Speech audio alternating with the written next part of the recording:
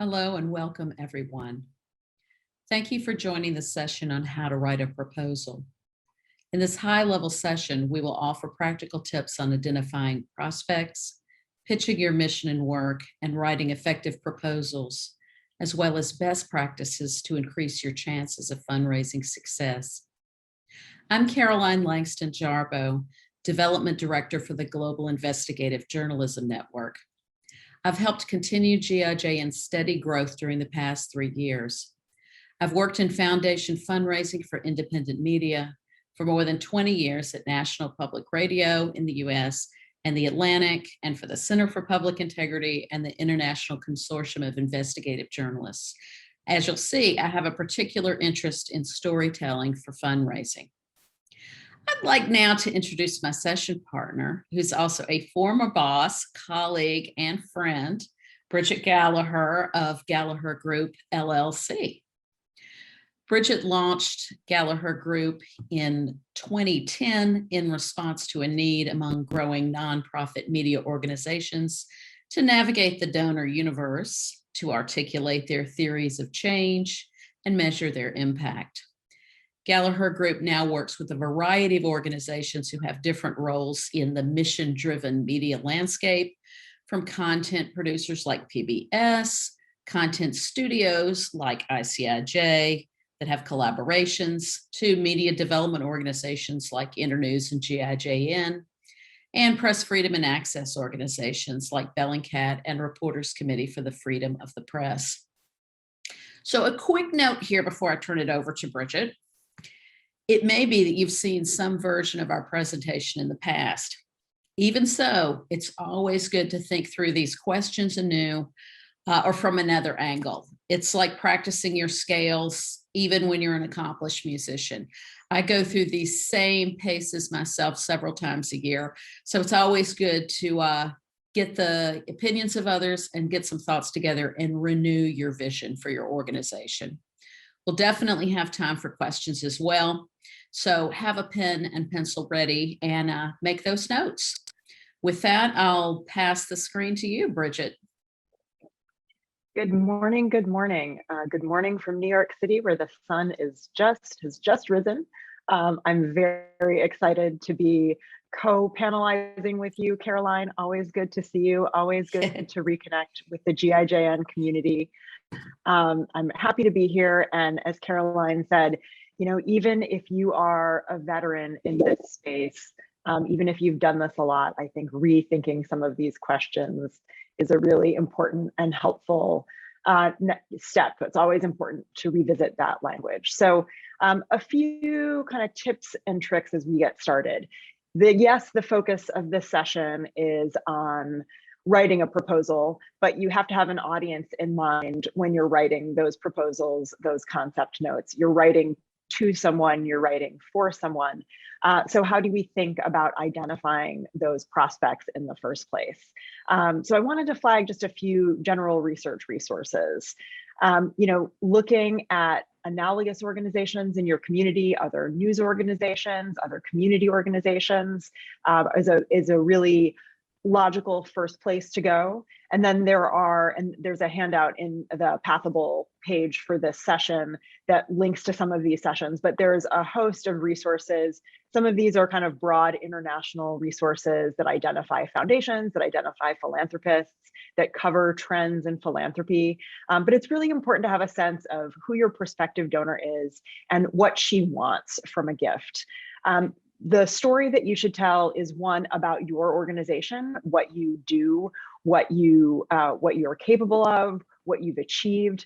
But it's also important to tell the story about the donor and what she gets out of a relationship with your organization. Why should your work matter to her? These are important questions to anticipate and to answer in your written product, because ultimately it's what's going to make it kind of break through and resonate with that donor and help them understand what it is that your organization will do for them. We think about philanthropy as charity, as people giving to something, but it is also a business transaction. It's a business relationship. And so you want to make sure that you have told the story about what that donor gets out of a relationship with your organization. What do they get out of that transaction? What are the values that you share? What are the goals that you share? And how does a gift to your organization, that grantor-grantee relationship, advance their goals and their objectives? So if you've heard some of my other GIJN talks, or if you've been to a GIJN conference before, you've heard me talk about the kind of 3 habits of fundraising. And I think that the first habit is this preparation phase, right? So it's identifying your donors, getting to understand who is likely to support your organization, and then knowing what motivates them so that you can tell that story, so that you can reflect, these rules of this sort of donor relationship is people give to people they know, people give because they are asked. So you want to be thinking as you research donors, who do we know in common? How can I connect meaningfully with these prospects so that they understand that we're coming from the same place, that we do share a lot of values and a lot of goals. And then you have to ask, right? You have to have a very crisp sense of what does this donation do for your organization, for your work, and for those goals that you share with that prospective donor. One of the things that I constantly remind my clients about is people aren't used to giving to journalism, particularly if you're a content producer. People are used to that being this corporate business model that maybe they pay for a subscription. Maybe they're used to just getting news for free in the Google era that we're in, but they're not used to journalism as a philanthropic case. So don't take for granted that they understand that you're a nonprofit, that they can support your organization, and think about how you're articulating that as you write your proposals. Handing off back to me again, Bridget. Yes, ma'am. Excellent. Okay, can we advance the slide? We want to talk a little bit about writing about your organization, your mission, and your vision, and beyond. This is the part I get really jazzed about, that I enjoy very much. So we want to equip you to actually approach the funders you found. Before we get to the specific tools and tactics for proposal writing, I wanted to talk about something that might sound a little touchy-feely at first, which is what I like to call developing a fundraising mindset. Over the years, I've worked with many journalists, and while they are typically super knowledgeable about their reporting beats and can talk about them with other funders, or can talk about them with other journalists, they're not always very practiced in talking about them from the outside. The new name of Facebook, Meta, in terms of looking at a concept from outside, and self-awareness. So journalists need to become self-aware about how they construct their work in order to seek funding for it, to package it from the outside so that they're able to talk about it to other audiences in a way to sell them to funders. So the same things that can help you establish credibility as a reporter, this is the good thing, can help you establish credibility as a fundraiser. So here's the sort of typical litany that I like to go through. And it dovetails on what Bridget was already talking about. You've probably considered some of these things in finding the funders that you want to approach already. So 1, know yourself and your organization. If you've been hired by an independent organization, it may be that there are aspects of how you work in your governance. If you're new somewhere, you may not even know this. So it's good to do your own investigative research before you start preparing your case to go out for funding. Know yourself and your organization. What's your structure? How do you work? What are your values and why you are doing it? Can you say it in a sentence? And we'll have a little bit of a practice session for you to use that later on. Know the field around you. Why does the market need you? Why now? What is the urgency for seeking the expansion of your technical capabilities? Or why do you need to have a particular set of stories and podcasts on specific issues to women or LGBTQIA individuals? How do you compare with the competition? This field is obviously growing in many, many ways, and your particular organization, your particular work, perhaps someone else is doing the same thing. How are you doing it better? Or how are you doing it differently? Or what kind of audience do you serve that's a little bit different? Can you say it in a sentence? Now you are the evangelist for your work. So 2 questions. Take your pen and pencil and think about that there. Welcome, Heidi. What is the crystallizing moment for this work? I love to talk about origin stories because I think origin stories are really important for communicating the passion, which is ultimately, it's kind of a double thing. You've got to have the passion, then you have to have the specifics, and you have to show your credibility that you can actually get this work done. But if you have been to any GIJN conferences, you have heard the foundation of the original GIJN conference when everybody got together and said, let's invite the world. So that's that kind of key phrase. Pay attention to those particular little jewels that you can hang throughout your writing and your proposals. What's the crystallizing moment for this work? What shows its importance? Why this particular thing? Why now? And what is your ethos that you bring to this project? And that's actually something that I think that that journalists should think about quite a lot. What makes you credible? Ethos is the old rhetorical term, a good person reasoning well. So how do you show that you're reasoning well? Well, first of all, you'll think through the documents that we're asking you to create, both the overviews on to answering specific questions about inputs, outputs, deliverables, and outcomes in your proposal. You'll think through and take seriously the kinds of questions that donors ask you to take. And you'll show that you know what you're talking about. Part of showing you know what you're talking about is knowing how to write a well-written proposal, but showing that you're trustworthy. You know the field you're asking the support for. And that's, again, if you were established in journalism and you're going out there, it's just a matter of tweaking the authority that you already possess, just using a little different bit of a skill set for that. So toward that end, it's also a good thing for you to have in reserve a couple of stories that will enable you to sell your project. But they're also important opportunities to show your command of facts and your trustworthiness. So the next thing I generally try to do, and we'll talk a bit more about that later, is to create a concept, which Bridget will talk about, and a pitch paragraph. We won't have time to do a whole pitch paragraph, but generally the first way I reach out to people is through emails, trying to set up meetings and phone calls.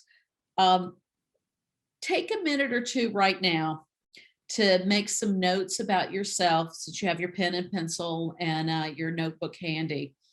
Make some notes about yourself and your organization and what you are seeking to fundraise for.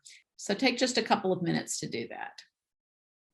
So Betty Johnson Bio, co-partner of the Stage Media with a focus on fact-checking, investigative, and data journalism in Liberia. The Stage Media seeks to report stories that are in the interest of the public and to hold the powerful accountable. Excellent. So that's a great mission statement there. That's good. Betty, I actually remember you from one of the previous conferences, so I'm delighted that you're making a contribution here. Great. Anyone else here? Thank you for that. Yeah, no, that's great. Saying it in 2 sentences is tough, particularly if you're at the very beginning of your day or the very end of your day. But I think it's a great exercise. And I think the point that you make, Caroline, about thinking about those personal stories, you know, there's sort of the big picture 30,000 foot overview that these documents and these narratives are pointing to, but really how they manifest themselves in the those anecdotes that sort of show how they manifest themselves in your day-to-day work is really important. Yeah, excellent. Here's another one.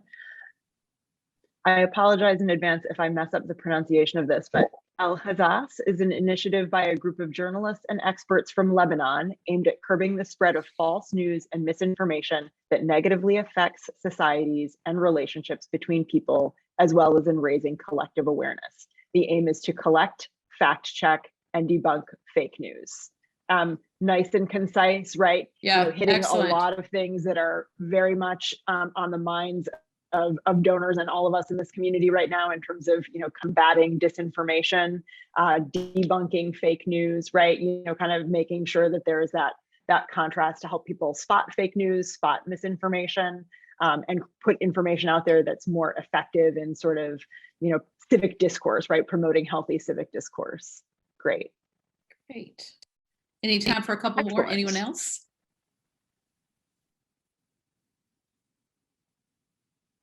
Okay, so if no one else wants to make any submissions. Here we go. We have one more. Excellent.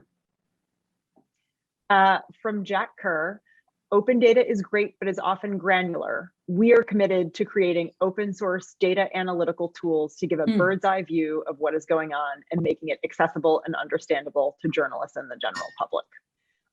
Nice, because it kind of points to the problem and what your, that sort of inflection point, right? And the solution, right? Exactly.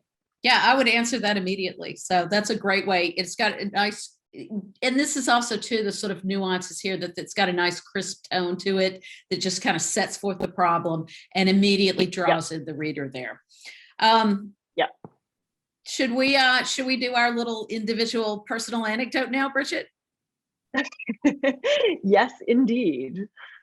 Okay, so when we started conceiving of this particular session, we've done this before, we thought it might be helpful and would allow us to mix it up a little if Bridget and I had a moment to share some stories about our own experiences.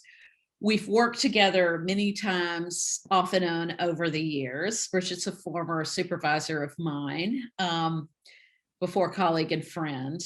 So, Bridget, what do you think we ought to talk about? I think, just in terms of clarifying, how this process of finding a donor, introducing yourself to a donor and getting that proposal developed actually works. I think back a lot to an experience we had at the Center for Public Integrity, where we were trying to find a donor to support an investigation looking at how incidences of sexual assault on college campuses were handled. And this was 8 or 9 years before Me Too. So this was a new and kind of edgy topic.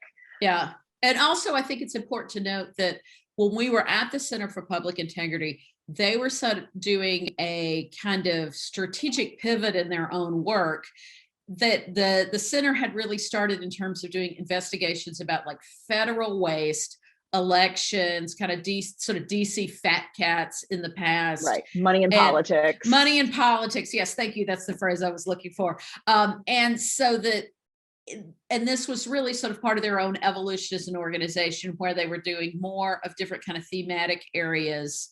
Right. Yeah. And so like environmental issues and so forth. And this was one. So the task for us was to find something that would be thematically focused, that would take the investigative methodology that they were such experts at and to take it into kind of a new direction. So we weren't looking at media funders.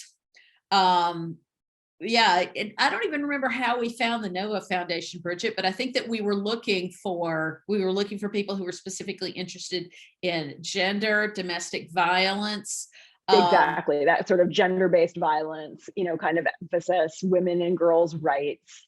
Those were those sorts of donors we were looking at. And again, in that era, this was probably like 2008, 2009, that it wasn't as prevalent a topic as it was today. So it was a smaller universe of prospects to look at. And they were not, donors that were really familiar with the Center for Public Integrity's work at all. No, absolutely not. And they didn't, and they often had to be, among others, was a question about funding for media. And I think that in many cases, as this is expanded, one thing that I did want to say is when you're looking for funders, looking for the funders that fund issue groups, particular thematic areas, gender, all sorts of others, that might not necessarily, you might have to educate them into funding media. And I think that process, if anything, we were on the early end of that, trying to seek support from Novo for this project. But I think that like now everybody's doing it. We're all, and there's much more public awareness about the need to support media as part of a holistic philanthropic portfolio. Right. There's more awareness of it, but there's still more education to be done. So Bridget, right. I found them, and then you went and got them, and we got them together. But if I don't recall exactly what were you able to do in terms of convincing them for media? Because I created the case, I did the storytelling, but you did the argumentation. So, it was it worked both ways, right? I mean, I think that this was, one of the reasons why it's one of my favorite grants I've ever gotten. Mine too. One, because it was such an important story to tell, but because it was a real example of just working the process. So there were a couple of meetings, we went up to New York with the reporter that was, kind of directing the project to talk about how would we pursue this? What's our sort of hypothesis? We had to obviously be really careful that we were protecting the editorial integrity of the project. We didn't know exactly what we were going to find, but our reporter had this hypothesis that, these were cases that were not necessarily being fairly adjudicated on college campuses. So we wanted to look at that sort of like, what was the process, not what was the way administrations were handling this phenomenon. So we had a couple of conversations with the prospective donor, but we also had to have a fair bit of conversation with the editorial team and the management, right? Because one of the things that Nova was particularly interested in was making sure that groups that were active in this space, that were, advocacy organizations or education organizations or community organizations addressing gender-based violence, were aware of this project once we published it. So that sort of outreach strategy was also something that was fairly new for the center at that time, and kind of, bringing our bosses basically along on that journey, and sort of, imagining what that would look like in a way that, again, protected the integrity of the editorial process, was something that we had to work through. So on both ends, it sort of took some education and some negotiation in terms of what would success mean, what would success look like in this project, what would make this work for everybody and feel good for everybody, like it made sense to do. Yeah, so I think that as you approach creating a new project, sort of thinking about the sort of wraparound kinds of conversations that you need to have both externally and internally, doing the education of your leadership, finding out where the boundaries are in terms of firewall, editorial independence. But it's interesting. I had forgotten, Bridget, about the community outreach, and we had to create a whole structure internally for dedicating staff resources to finding all these organizations so that we disseminate the materials to. And there was some resistance to that at the time. And what's so funny is that, 10 years later, that seems so basic and like, such a no-brainer. Like, of course you're going to reach out. Outreach editors all the time, I mean, like that is a thing that you can ask for money for, is just outreach generally, not tied to any particular project, right? And we really did have to overcome some resistance about, there was a sort of, we're going to create it and they will come, and then if they, that was a total, it's interesting to have been in this business long enough to sort of see that, like, you've been part of one of these big cruise ship turns that you didn't, didn't know that was going to happen. So, and that was great. And one more thing I would like to say about this particular project was that it was the rare one where we had to send a hard copy letter of inquiry in the mail. You will have less and less of that to do now. But there may be sometimes, if there's a major donor or a small staffed funder, it's generally a waste of time to send things to info emails or to send hard copy letters.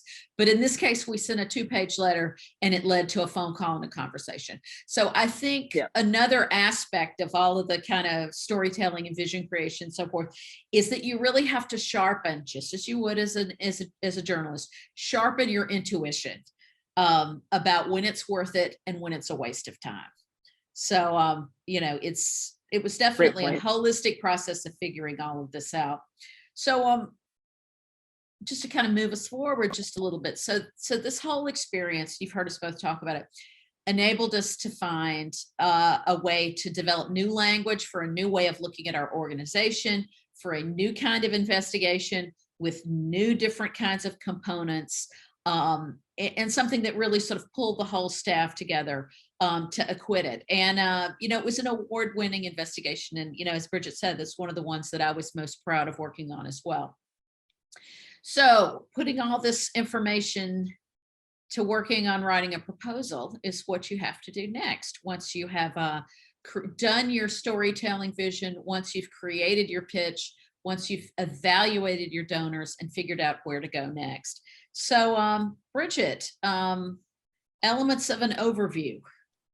Sure. So how do we put all of these things together in an overview? I think of this is the sort of, 2 or 3 pager, or maybe it manifests itself as a 5-slide deck that gives that really succinct introduction to your organization and case for support, right? Why should someone support you? Why should this matter to the prospective donor you're talking to? And so this builds on those fundamental, sort of self-interrogation questions that Caroline referenced before, right? It's still about, what's the problem that you seek to solve? What's the moment that you're trying to capitalize on? What makes this the right moment for this project? And I see we had a question in here about, how important is that inflection point or that crystallizing moment, which I think is a great one, because it's true that not everything is, there is some merit to doing, an investigation that looks at history, right? That looks at, the history of, Superfund site cleanup. It's definitely worth reflecting on those things. I would say, given the competitiveness of the funding landscape, you have to think more carefully in that case about prospect identification. Who cares about the issue that you're covering day in and day out, regardless of whether or not it's something that also happens to be, on the front page of The Guardian. And think about whether there is, that sort of like, it might not seem like it's, it might not be tied to breaking news per se, but you're doing it because it has some sort of relevance and application. So just sort of thinking through what that is, is something that you'll have to be thoughtful about in that case. So you want to think about that sort of opportunity or challenge that you're confronting. You want to think again about, why are you the best organization or the best journalist to tackle this project? What is it that you've done in the past that establishes your bona fides in this space? As Caroline said, part of this is just sort of establishing your credibility and trust. If someone is going to give you money to do a project, they want to make sure that they're going to see something productive result from it. Putting aside everything about that, there's no guarantee of impact once you publish that story, but what are you doing to make sure that you're positioning yourself for it? So, what have you done in the past that's worked? What would success look like to you? How do you define impact? What can you measure to know if your project is succeeding? And scale is something else that comes up a lot, right? Are you reaching a lot of people? Are you, what are you doing that sort of catalyzes something else happening that, makes the project itself is one thing, but what might people do with that moving forward that makes it sort of catalytic or transformative? And then be very specific about what you need. What does it cost to bring a video unit in-house? What does it cost to add an outreach editor so that you can be more in touch with the community organizations that might be poised to do your work? And credential yourself by referencing who else is supporting this. Who else is on your team? Funders tend to be very risk averse. A lot of times they talk about themselves as risk taking and trying to catalyze, risky new things. But at the end of the day, there's also a pack mentality that's at work in a lot of, kind of institutional philanthropy. So kind of name checking who else is supporting you is sort of that, seal of approval, that imprimatur that you are a trustworthy organization that other peer organizations have invested in. That's a point that's very helpful to make too. And then crucially, What's the benefit to the donor? Why are you reaching out to this donor specifically? What is it about what they've done in the past that makes you think they would be a great partner for this project?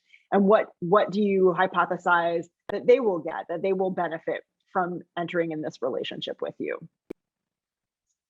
Yeah, and actually, I think that's actually an important point to say, that you should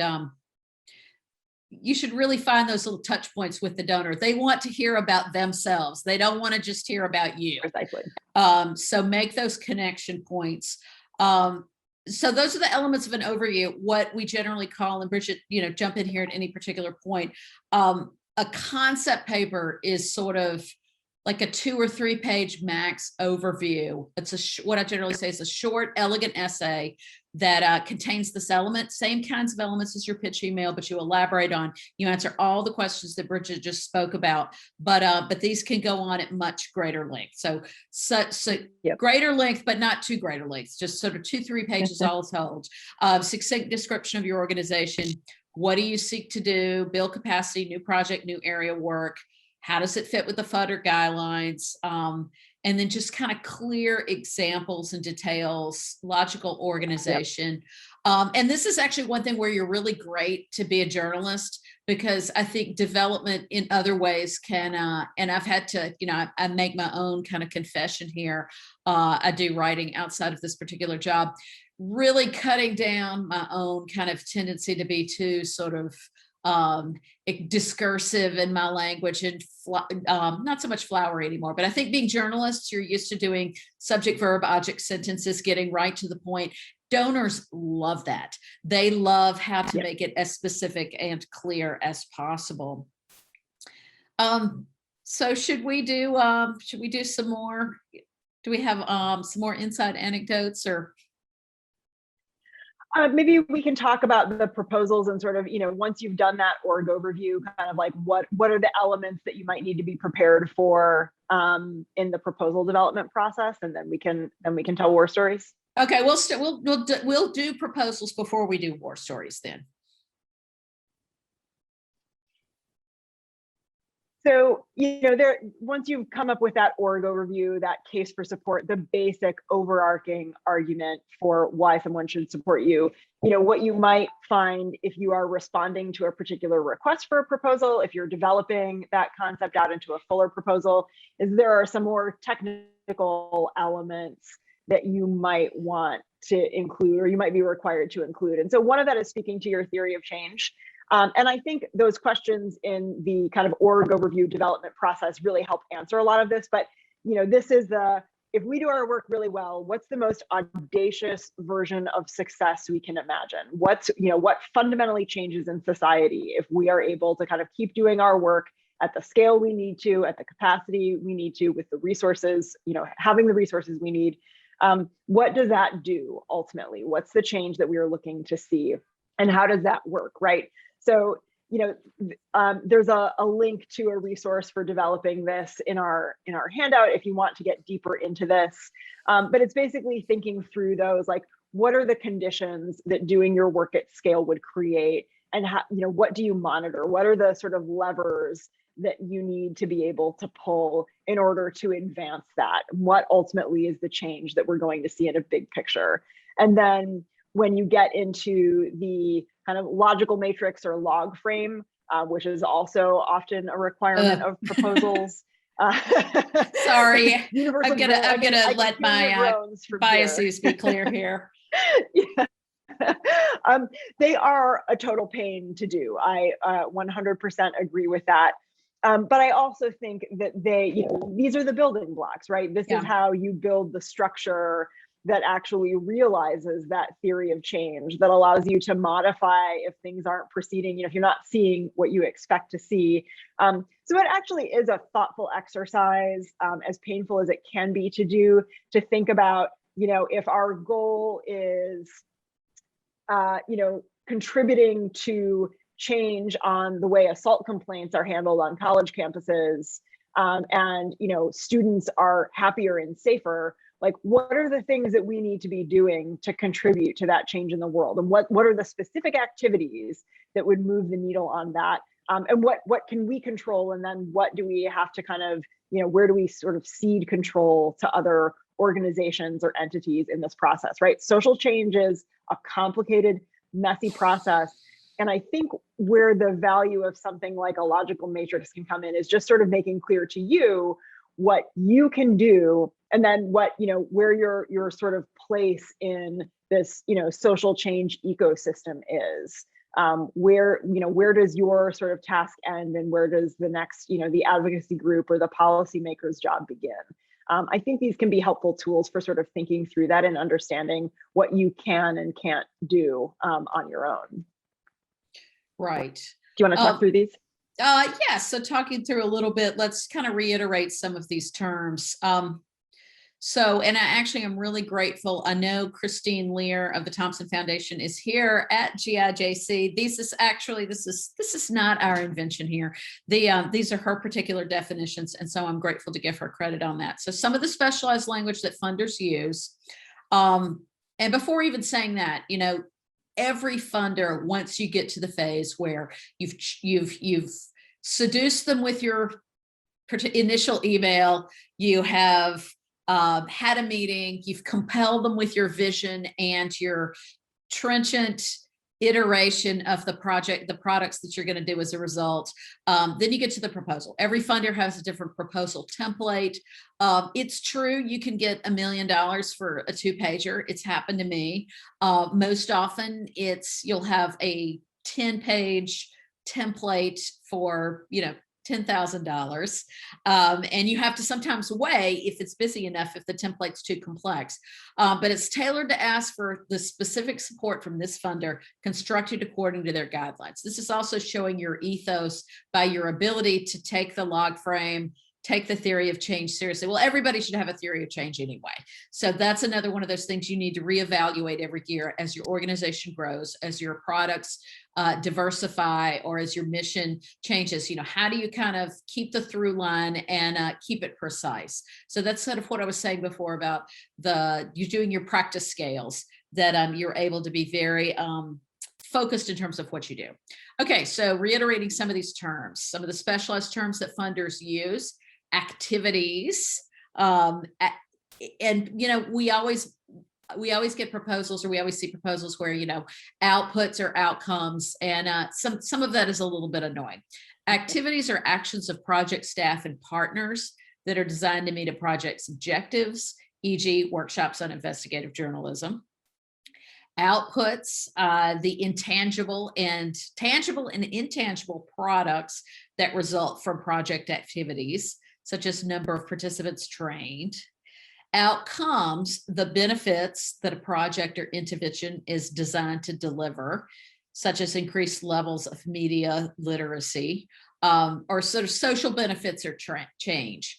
Impact, higher level strategic goals, and that's always great with direct service kinds of things. It's a little bit harder with journalism. And not to get too far into a sidebar here, but there's a wonderful kind of media impact tracker that you can find on. It's an open source. The Impact Architects puts together specifically about how media organizations can track impact, and higher level strategic goals such as increased access to information, improvements in digital safety. You can have immediate impact with just a small audience, intermediate impact in terms of raised levels of social awareness. Ultimate impact for a lot of journalism groups, especially investigative groups, is changed laws or changed social consciousness, legislation. So you can kind of rank those. The impact tracker allows you to do different levels, and then to sort of also think about things in terms of numbers, how many people saw your investigation, how many different groups, what's the engagement, say, that you can find through like CrowdTangle, have any high level people there. So there's lots of different ways you can kind of carve up the impact beast, and you need to find what's actually most appropriate for your organization, what's most appropriate for work.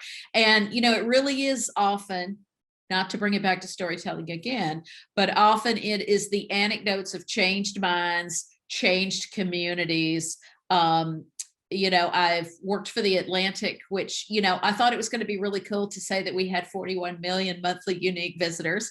And it was really cool, but it was not the only thing funders were interested in. Numbers could only get you so far. Indicators. And here's the thing where you need to be in control of the indicators. Quantitative, qualitative factor variable that provides a simple and reliable means to measure achievement. Okay, so keeping those things in line in terms of putting together your impact for your proposals, your put all of your proposal segments. Bridget, what next? So now can we chat amongst ourselves? So yes, now it's, I think in the process of negotiating all of those things, and as you get to know a donor or, prepare a proposal for them, things might come up in terms of what their expectations of the relationship are or what the project are. And you might be faced with some decisions to make about whether you can actually take this funding, whether you can actually, execute this grant, like whether the terms of a grant agreement are going to be acceptable to you. It's happened, it continues to happen with clients where we'll get approached by a donor who says something like, well, there are, a couple of bills coming up in a state legislature that we think are going to be really bad for LGBTQ rights in this particular state. Could you tell a story about, could you report that out? Could you talk about what those bills are and why they're bad? And it's, the conversation that you have, this is a moment to do some donor education. Yeah. Again, people are not used to supporting journalism philanthropically. And there are some donors that don't really have a handle on, what that sort of healthy kind of donor grantee relationship looks like. So you have an opportunity to do some education, I think, when you get those sorts of requests. Another example is, to the point about those sort of like, outputs and outcomes question. I've had clients who are having a conversation about launching an entirely new beat or vertical. They're a daily news organization that's never done daily reporting on education, but all of a sudden they get approached by a donor for whom that issue is important, and they want them to launch an education beat. And they want them to commit to, a dozen investigative stories a year. How do you kind of negotiate? You having not done that as an organization, maybe don't know if that's the right pace. Do you have, a dozen stories that you could push out in a 12-month period? Would they be, of the kind of quality you want? So it's important, again, this goes back to the preparation phase that we talked about, where, knowing your own capabilities and sort of what types of funding are the most useful to you is really important. Knowing what a donor's expectations are really important. But I think also being willing to have those conversations with donors about, we need to kind of structure this grant agreement. We need to structure this relationship in a certain way so that we have the, the kind of flexibility and the editorial integrity we need for this project to actually make a difference. If you're just giving us money to tell one particular kind of story and you've sort of already made the decision about what it should say, that's not our job as a news organization necessarily. So there is some of that, I think, education that donors still need in this space, and I think it's an opportunity for you to to really live your values, be clear about your principles and what you can and can't do, and what your mission is and what it isn't. And sometimes you may need to do that internally as well, particularly if you're in an organization where you really need money. There will be there will be a temptation if someone comes along to say, we really want to do this project on X. And you will find yourself paying dearly for, even if that money is supportive of what you need, that you will find yourself, all your internal resources going towards a project that may drain your energy from everything else you're going to do. I mean, maybe there would be time if your whole organizational future is on the line, then maybe there's a way for you to find it acceptable if you're interested in the subject, if it's missional. So I think part of the development task is making sure you know your organization, making sure your leadership trusts you, making sure that you're talking about everything internally, and then externally, just being able to hold the line. My story about donor expectations, The one that I always come back to, which is ancient, was I worked at NPR and a donor wanted to give a lot of money for cautionary reporting on Y2K. So you can see how long ago this was. And there was, they had their plan for Y2K, which I suppose, since it all turned out and the lights didn't go out at midnight on 2000, I guess it worked. But, my vice president of development said, this is a lot of money, but we're not going to take it because this is just not that much of an institutional priority. Our science desk is covering it, but we're not going to cover that to a degree. If it's a big enough outlet, places will have, big US organizations and overseas as well. They'll have venues for sponsored content. Your job is to funnel them if they want sponsored content elsewhere. And, for you to sort of make sure that, the trustworthiness and the values are really the lifeblood of philanthropic support for journalism. And that's part of, you're a guardian of that trust. That's exactly right. Yeah. I mean, I think that, there just is a lot of, this process, the process of fundraising calls for a lot of integrity. And I think it really does start with being honest with yourself and kind of coming to that consensus with your colleagues about, what are our priorities? What do we really want money for? What do we want to invest in as an organization? And what do we want to pursue? And I ultimately think that if you sort of start from that point, those questions, those exercises, the proposal writing process can actually be a very, very healthy and helpful, because answering some of those questions, I think, can identify other, priorities or just like gaps in your structure that you might need to fix, to fill in order to really, fulfill your potential as an organization. But I think it starts kind of with being really honest with yourself as an organization about, what you want to invest in. And what you're going to do with it, and what's sort of off limits.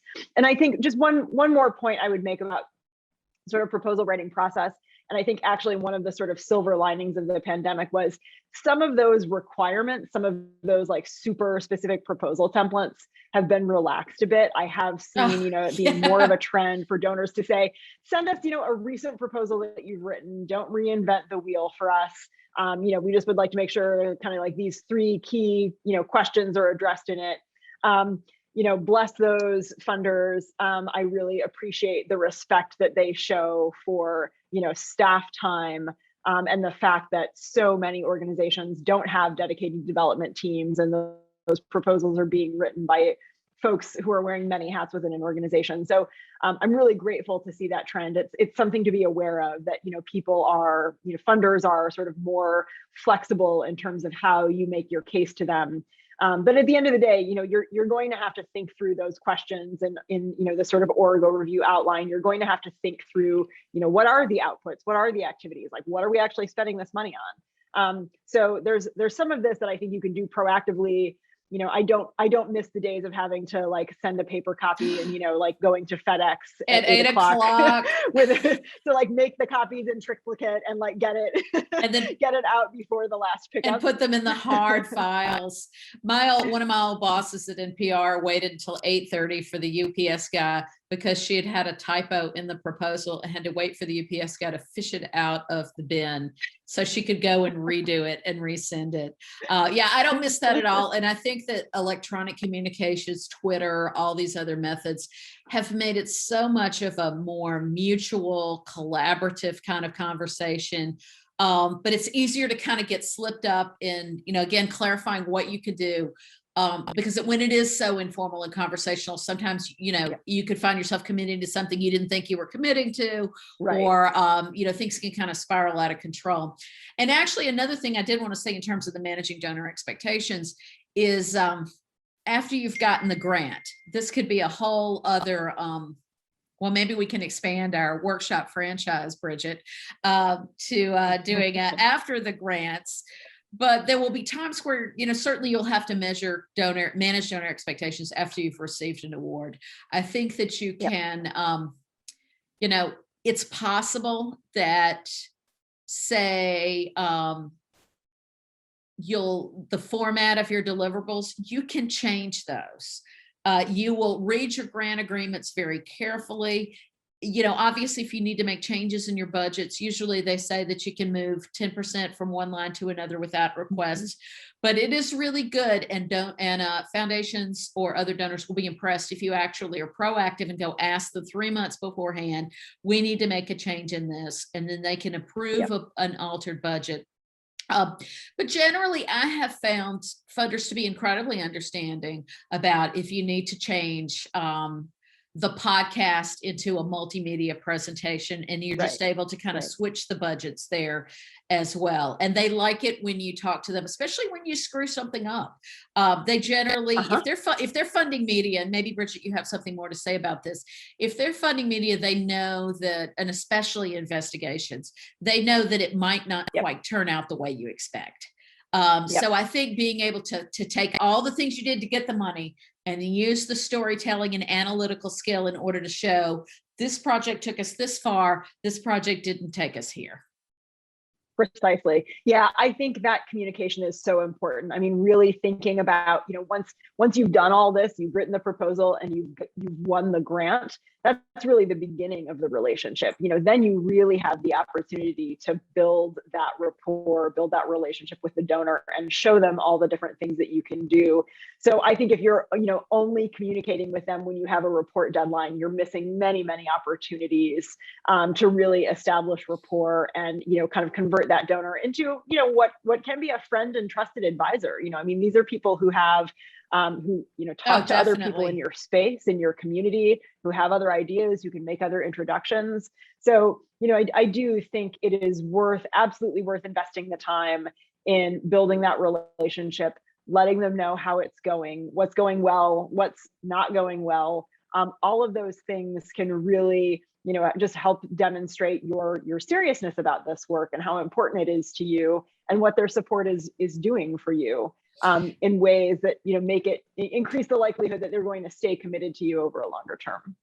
Yeah, and I think that just every grant period, before the report, through the report, it's sort of your ability, and this goes back to your whole ethos and showing yourself as a good person. It feeds into the next proposal, it feeds into the renewal. The old fundraising statement about how your best prospect is the person who's already funding you. So continuing this process, kind of feeding one thing into the other.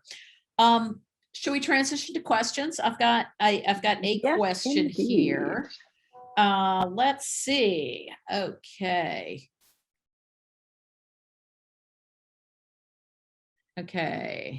There's a question about why do hi, Christine, and thank you again, Thompson Foundation and Christine, for the helpful definitions. Everyone seems to agree are very useful contributions to this discussion. We appreciate it.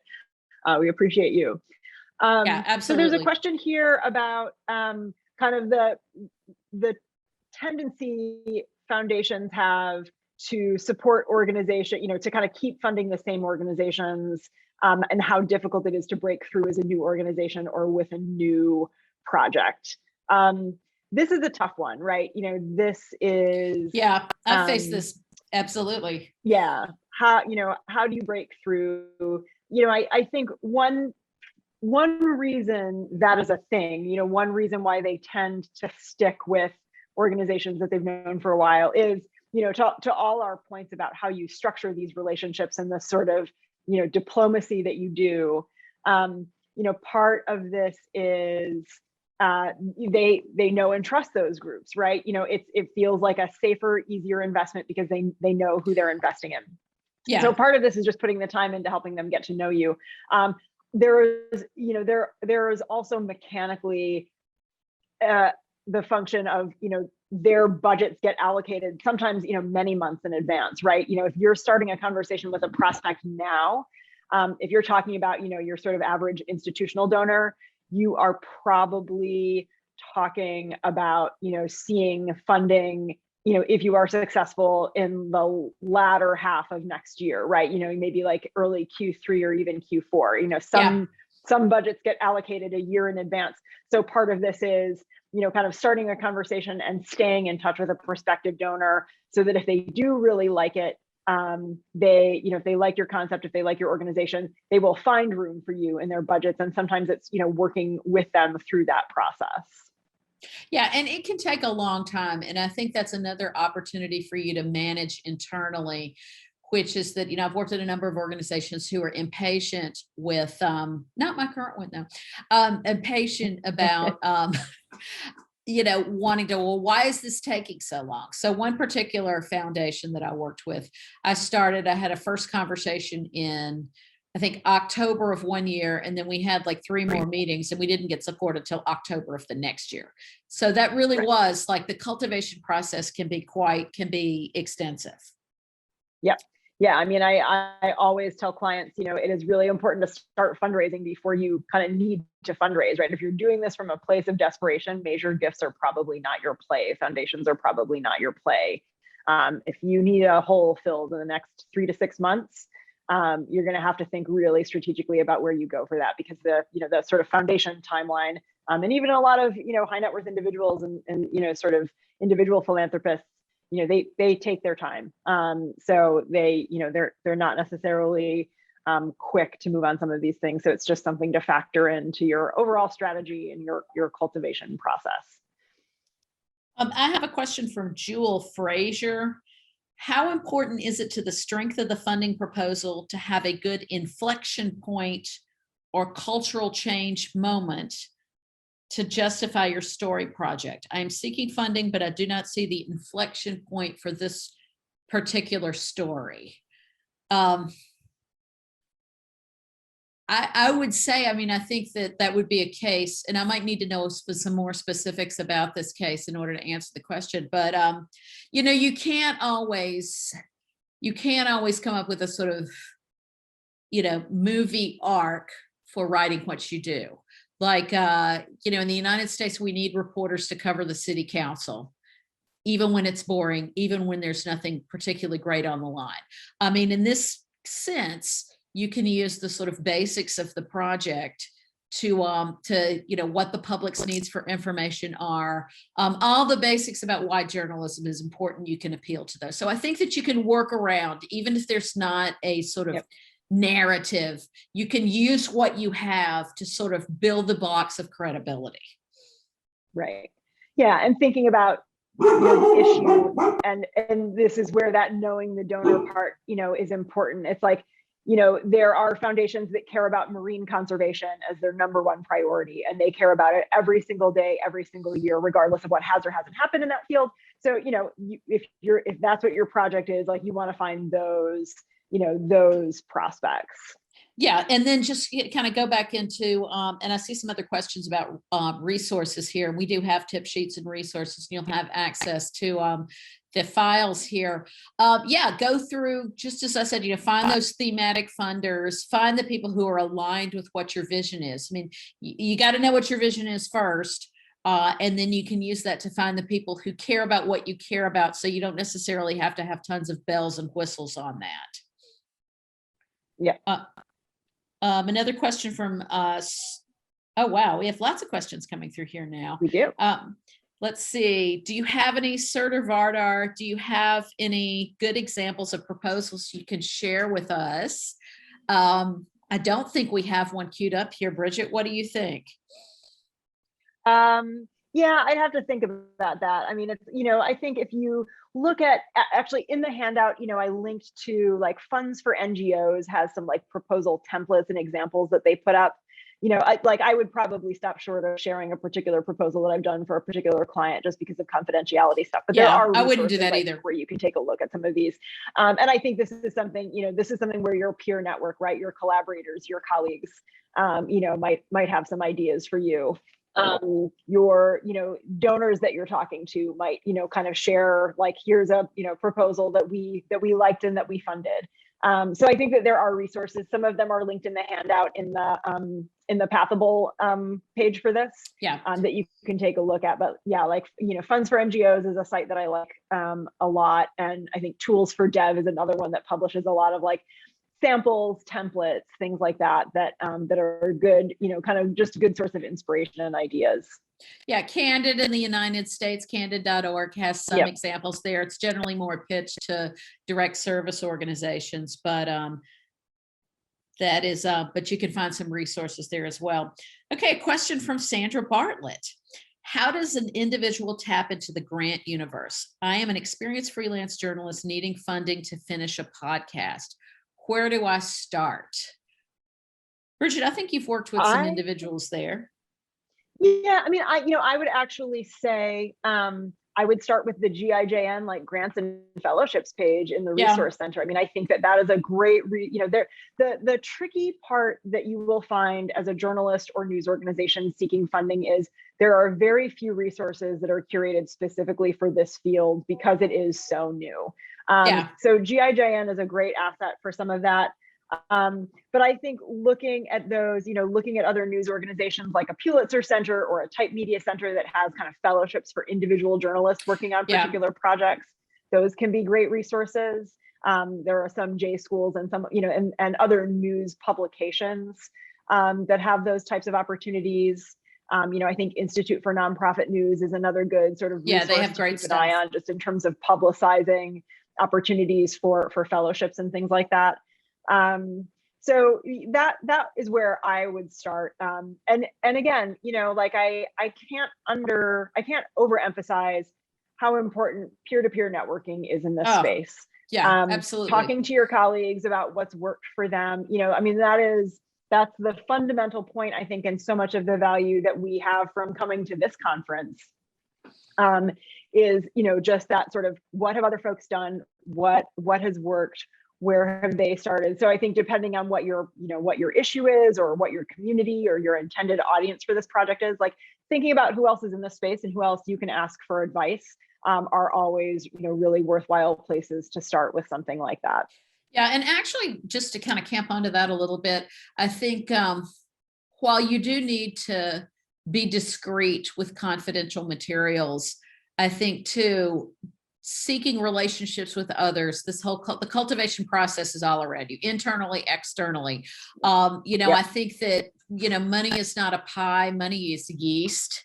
And the more that you're kind of kneading the dough in all the corners of your life, the potential for, my husband just brought me a coffee.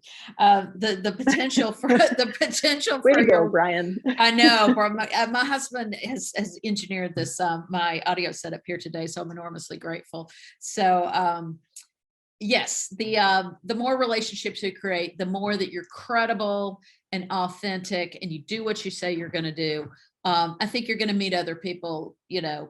You'll get connected to the places you need to get connected. Precisely. Like you create those opportunities, I think, for someone that who is talking to a donor who like says, I'm looking to fund podcasts. Like, do you know anybody good who's doing these? I get those, like, one of the pluses of staying in this space and like being a 20-year fundraiser is like you do get those questions from time to time, and it's I'm always grateful for the opportunity to give a shout out or send a donor in the direction of someone that I know is doing great work. So I think just sort of cultivating your own network, being visible, being part of the conversation creates those opportunities to find those donors. And sometimes, and actually we didn't talk about this before, but most funders have off the books giving, or they have discretionary funding. Their president has a portfolio, and it is only through developing relationships where you're having conversations with people, or maybe you're meeting maybe your board members know somebody, or you're meeting their board members who can introduce you to someone, that you're able to find. It's kind of being in the right place in the right time, because you have been studious about cultivating those relationships. You know what's going on, that people think of you as credible, and they are sort of willing to advocate for you. And you might potentially be the person who is helping to spur a new portfolio or a new area of giving. I think if in the United States, if you followed the William and Flora Hewlett Foundation, they would start with, I think that they had their special initiative started with something on democracy, and then that grew into what was called the Madison Initiative, and then grew into a whole other area of giving. So I think that good donors will be good listeners. That's right. That's exactly right. Yes. And I think sort of applying as an independent journalist, I think that covered your question, Yumna Mathis-Warren. Okay, a question from Moreno Osorio. What funds, grants, and opportunities do you suggest for projects about journalism? I'm the editor of 2 newsletters focused on the Brazilian journalism industry, one in Portuguese and another in English. I have some support from the readers, but I'm looking for funding that allows the project to grow. So I would, I obviously would look for, if there are particular areas like business, or you could look at, there are a number of US and European funders that have portfolios for Brazil and for South America. And I think sort of researching those, the Ford Foundation, Open Society Foundations has people in South America. I would sort of start carving that up geographically at first, but then if your newsletters, what are the subdivisions under Brazilian journalism industry that you would be covering? And you could go to foundations or donors that are interested in that.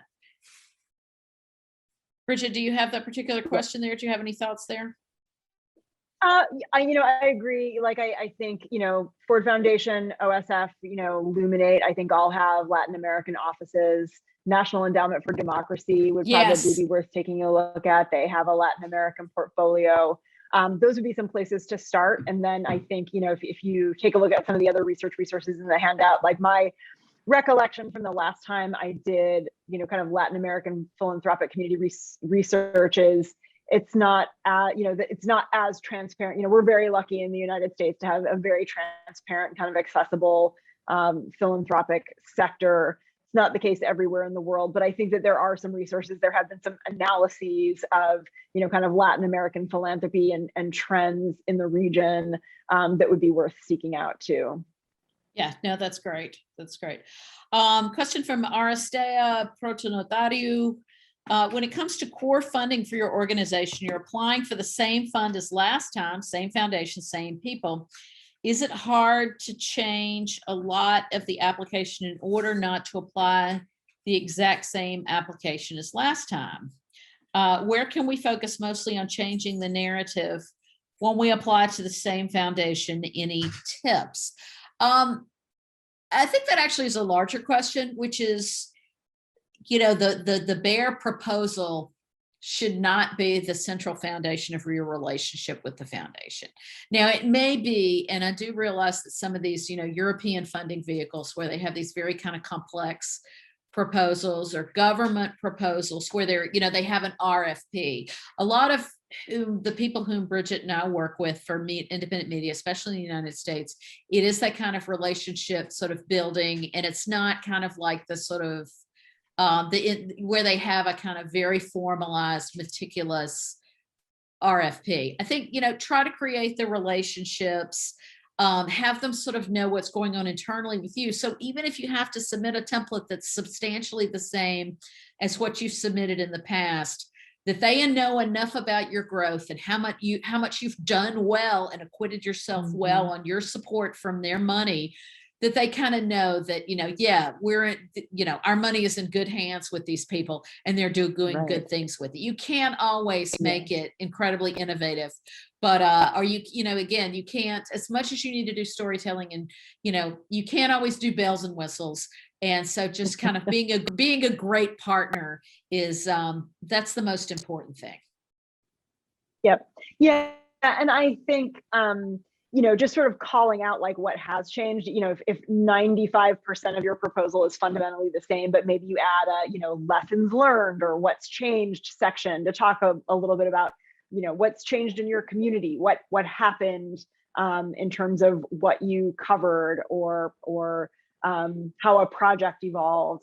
Did you add new staff members? Did you add new board members? Those are all things that, you can kind of call out at the top of a proposal so that even if, you're substantially kind of like doing the same things and working the same way as you did the last time you submitted that proposal, you do have, that little bit of news, kind of news and like, juicy update to sort of call attention to right at the top. Sometimes that can be perfectly sufficient. Yeah, no, that's great. I've come to the end of the questions that I have here. Are there other questions out there? I think we had one more question just about a little bit more clarification about outputs and outcomes. A little farther up that's good. The, like deluge came through. And, so I think that this is a good one to talk through because I think it's something that hangs a lot of people up. It's just sort of tricky to get your head around. But, outputs are typically things, right? It's sort of like number of people trained, number of stories produced, how many number podcasts? Of impressions on your website. Yeah, exactly. Subscribers to your newsletter. Those sorts of, there's a lot of like quantifiables, I think, that tend to be associated with outcomes, but it's just sort of like, what was produced? What did you make? If you sort of looked at your like cost per product or cost per story, like what are those things that you actually spent the money on? And then outcomes, I think, are, what happened as a result of those things. I love the fact that GIJN sends out a survey at the end of this conference and asks you all what you thought of these sessions. And so, what that allows GIJN to do is talk about what happened as a result of that. What did people take from this back to their communities or to that organizations? What were the outcomes that people had from taking the time to come to this conference and, be in this virtual space together? So it's those sorts of things of like, once you put the products out there, what do they do in the world? Is how the kind of most succinct explanation I can think of for outcomes. Yeah, no, that's great. And actually, if I may forward promote the end of conference survey, it would be fantastic. The more, and I've advocated for this, and we have more ways in which you can weigh in on, have our resources specifically enabled you to produce stories. We'd love to see those links. We'd love to hear those narratives. Those are lifebloods. That is lifeblood for our fundraising. It's lifeblood for your fundraising. So yes, please be as granular and specific and extensive as you can be in producing those. And you can kind of see how we use those as well. Okay, we're anything else? We're right at about time here. Right on time. Yeah, just to say just a little bit more. It's Bridget, I'm always so grateful to do this with you, and I always learn something, and it's always a little bit different every single time. We've done it at Splice, we've done it at Arige, we've done different formats here. Bridget and I would, perhaps love to visit you out in the world now that everything's opening up. We will show you some proposals in hard copy if you like. But yeah, I think this is such important work. It's such an exciting time. I mean, those of you who are in the plenary, you saw the challenges to journalism around the world and how just incredibly grave the landscape is. And to do development work to raise money for this, it feels incredibly missional, incredibly meaningful, and we love it. And thank you for the opportunity for us to talk about this. Yeah, I mean, I would just add to that, I think one of the things you take away from this panel is that this is really hard work. This is just like fundraising is something that you grind out every single day. But the reason I love it and why I have stuck with it is because it puts the gas in the tank. It is what makes everything else that you do that is making change in the world possible. Nothing happens without that. And so I think if you sort of take that mindset that it's not that you're sort of like going out and begging to do the work that has value. Like, it really is an opportunity to build a community around your work of people who want to see it succeed. And part of what they give is money, but part of what they give is just that community, that being a part of something. They can take your work farther too. So I think that's really important to keep in mind. Because I will say that as hard as this work is, it has gotten easier. People are getting more understanding of what it means to support journalism and why it's important. But I think that what can be frustrating is if you approach it with a scarcity mentality instead of this sort of generosity mentality, right? It's like there's a lot of work to be done, and the fact of the matter is, like, as hard as this work is and as competitive as it is, there are also a lot of resources in this space. Like, there's if I think we're smart about the way we work together and the way we build this community, like, there is enough for us to do the work that needs to be done. Excellent. So we can all build our community and share information and go forward together. Thank you so much. Maybe even in person next year. Thank you Maybe so much, even, everybody. God willing, in person. I can't wait to see you all in Australia next year. Thank you, everybody. Great. Thanks, folks.